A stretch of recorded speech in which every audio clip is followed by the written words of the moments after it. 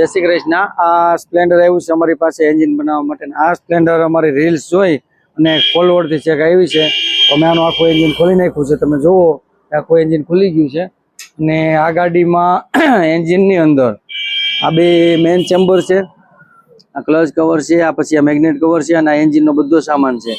તો હવે આ ઓઇલના હિસાબે બહુ ખરાબ થઈ ગયું હતું ને ક્રેન્ક આખી આની ચોટી ગઈ હતી।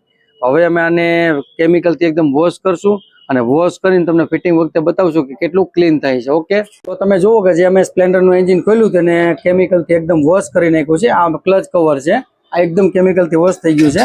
આ મેન ચેમ્બર છે, આ એકદમ કેમિકલથી વોશ થઈ ગયું છે। આ બીજું મેન ચેમ્બર છે, આને પણ કેમિકલથી એકદમ વોશ કરી નાખ્યું છે।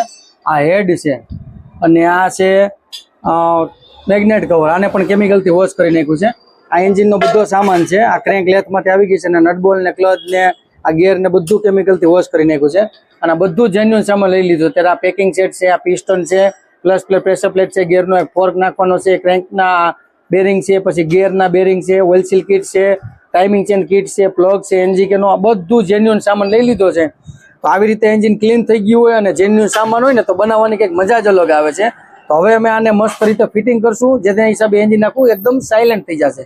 તો આવી રીતે અમારી પાસે એન્જિનનું કામ હોય, ગોલ્ડન સર્વિસનું કામ હોય, BS6નું કોઈ પણ કામ હોય, અમારો સંપર્ક જરૂર કરજો।